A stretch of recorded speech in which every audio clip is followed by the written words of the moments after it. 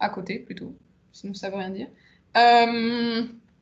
J'ai une petite vidéo qui a été produite par Habitat et Humanisme. On peut peut-être commencer par ça. Et on a essayé de mettre quelques sous-titres en anglais parce que la vidéo n'a pas de voice-over. Je ne sais pas quel est le mot français pour ça. Mais on va vous partager également le lien dans le chat si jamais ça passe pas super bien via mon écran.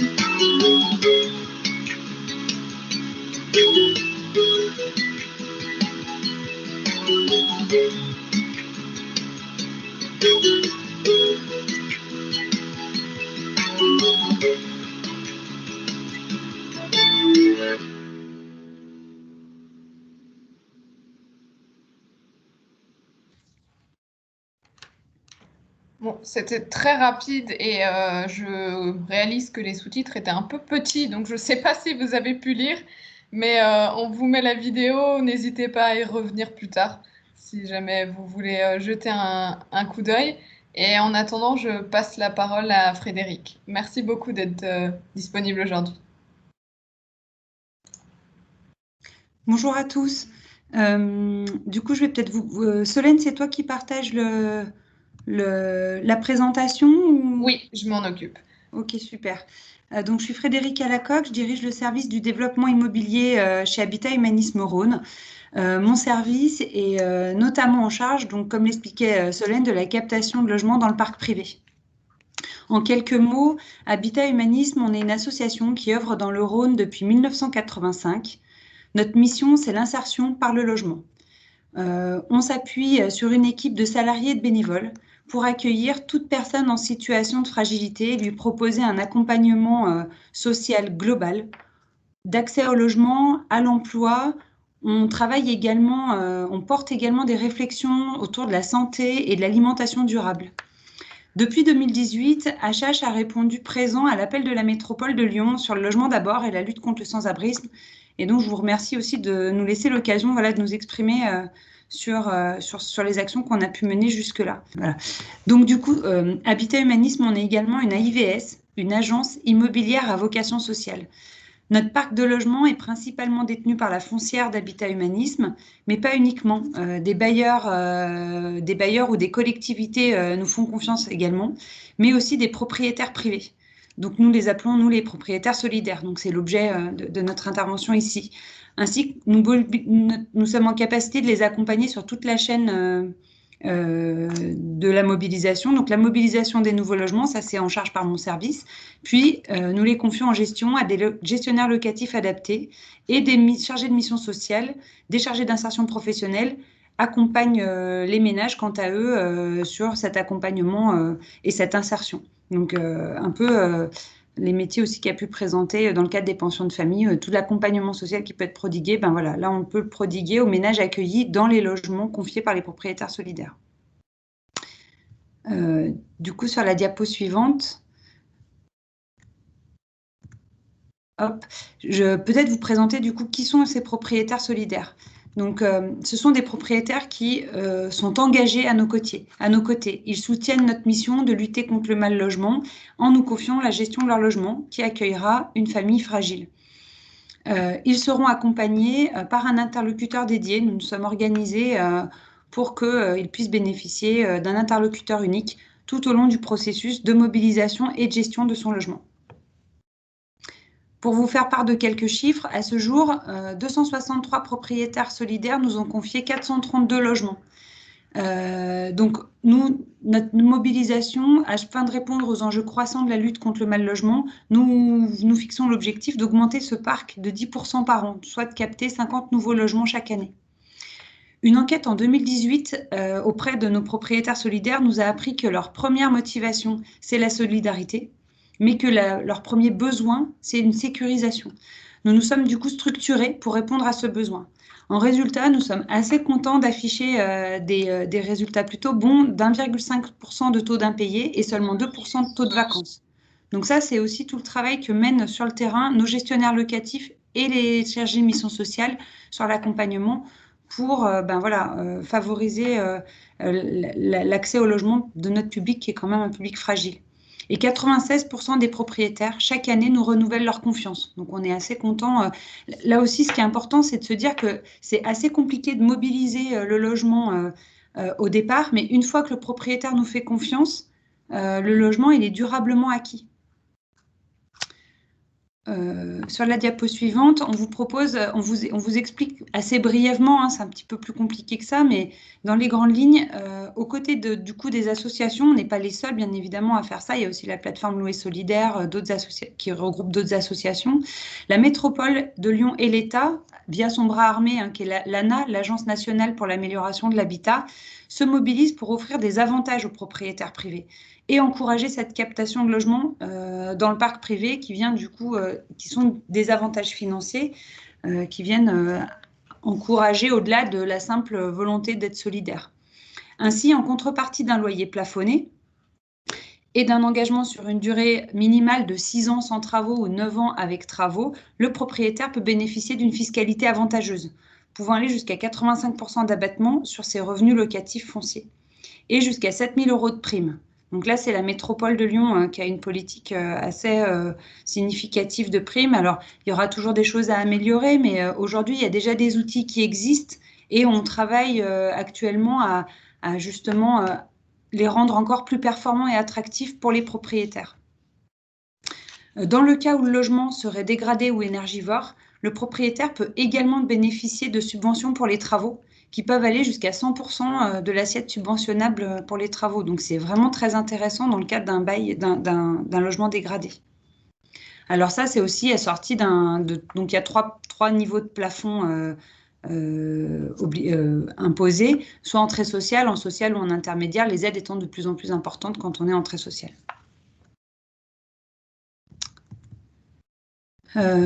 Alors, nous, ce qu'on fait de notre côté HH, côté association, en parallèle de tous ces outils mis à notre disposition par la collectivité et l'État, on a essayé de répondre aux besoins premiers exprimés par nos propriétaires solidaires lors de l'enquête, qui est du coup d'avoir une gestion sereine et sécurisée.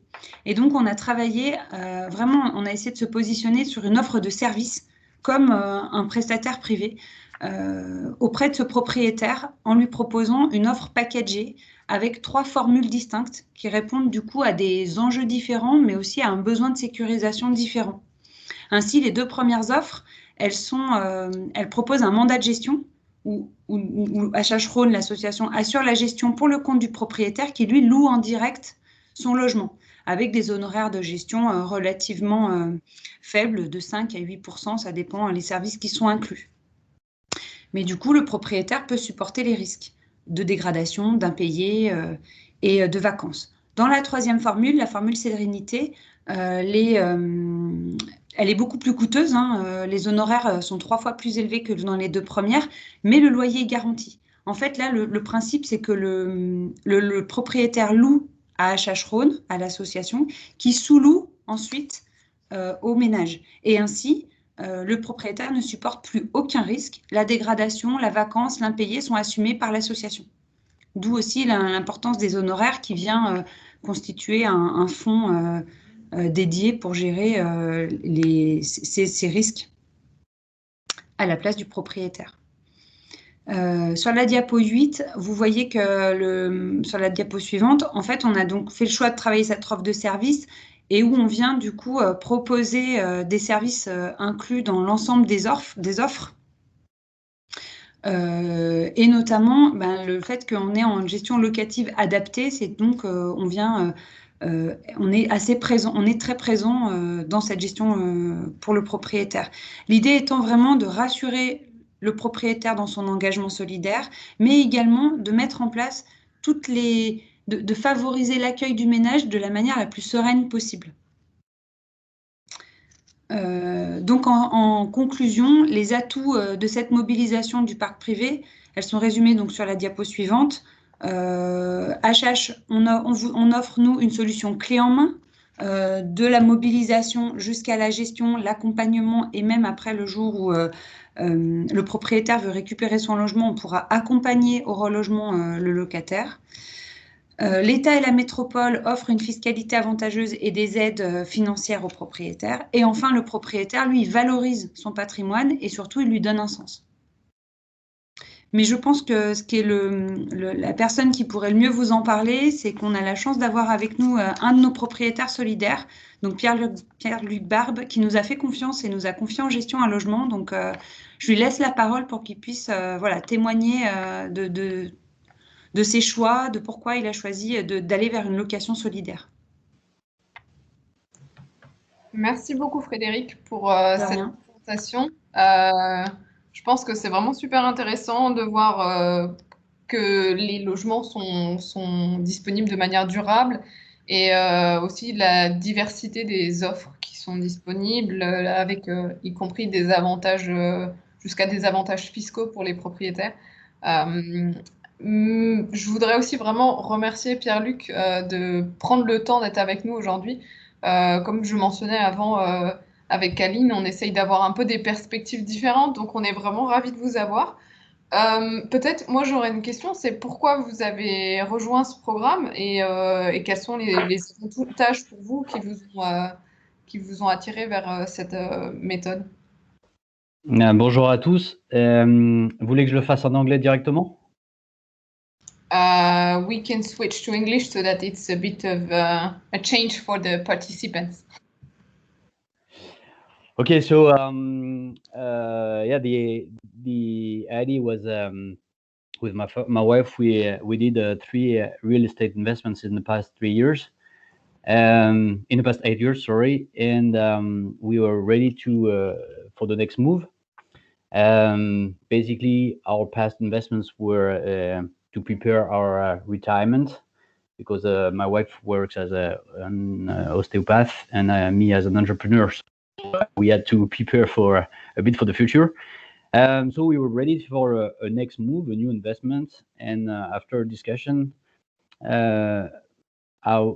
are both on the same page, saying like, okay, this real estate investment doesn't make too much sense for us. And there was like a lack of sense behind that, although we knew that it would be for, let's say, future revenue. So we were ready, and I think we were ready to make a kind of a solidarity move, but we didn't know really how to start the process. And we had the target, an apartment in mind, but we didn't know really how to approach the stuff. And hopefully for us, my wife met with Mathieu Deschalus at the head of Habitat Humanisme, and they started to discuss about these different packages and approach that they can offer to landlords like us. And this is how the war story started. So how did you first heard about the project? Did you know the organization before, or? Yes, we knew the organization before. We were using it as, let's say, a tool for tax reduction. So we invested, I think, twice in the past 15 years in Habitat Humanisme. So we knew about the organization, but we didn't know about the whole program and associated services around this solidarity housing program. So if a city that is wants to develop a similar program, what do you think they should do to attract private owner that could be interested in this kind of projects, and to also let them know about this, because sometimes the outreach is a bit hard? I think the first point will be on the communication side, because I'm sure there are other families like us and people like us who have a chance to make these kind of investments, but they are also looking for something that makes sense. So it's really on the question is really on how to pass on the information to them. Luckily for us, we knew the association for many years, but we didn't know anything about this program before, and it was just a kind of a coincidence that my wife met with Mathieu on a solidarity event one evening, and they started to discuss about that, and it was right at the time we were having our discussions about making this solidarity move. So I think that would be where the first main stakes. And the second thing will be to highlight all the advantages, like Habitat Humanisme is taking care of everything basically. They are finding the tenants. They're making sure there won't be any vacancy. The rent at least they're secured. And what is really important also for us is the fact that after 6 years, we can get our apartment back. And I think that was also something that should be highlighted. Like, okay, it's clearly it's a commitment for a 6 years or 9 years period, but after that, you do whatever you want. Either you stay and you start again for another 6 years or 9 years round, or you can go back to, I would say, usual way of renting your apartment. Thank you very much. I'm making all the questions, so if anyone wants to ask something to Frédéric or to Pierre-Luc, please, as usual, raise the hand, write in the chat box. I think it's just getting a bit late. We've run over time.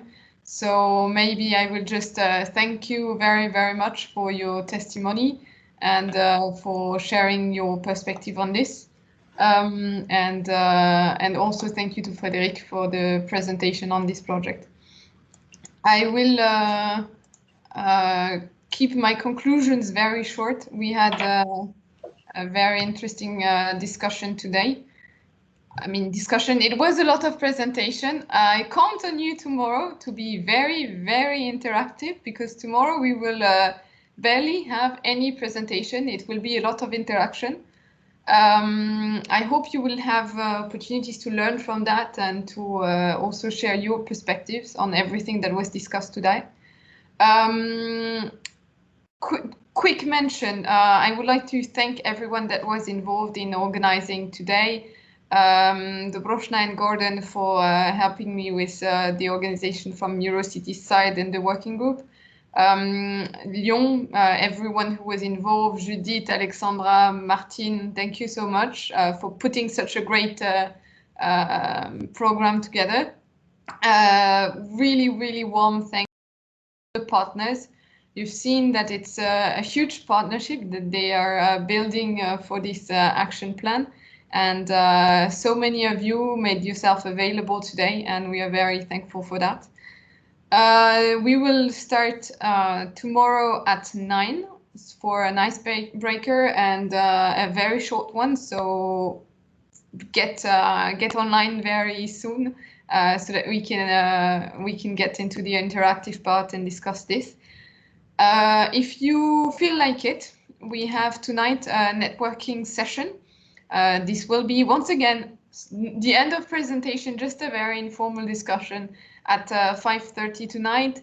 The idea is also we will have some partners for our project. If you want to learn more about other things that are happening in Lyon, you can have a look in the program. We've included a small link as a teaser to that project, but we also just want to have an option to discuss, have a chat all together and exchange without it being in a formal setting. My final thanks go to the interpreters that have accepted to stay online for so long. Thank you so much for all the work, and we would not have been able to go through this meeting without your support. That's it for me, for my side for today, and I hope to see you tonight or tomorrow, and thank you everyone.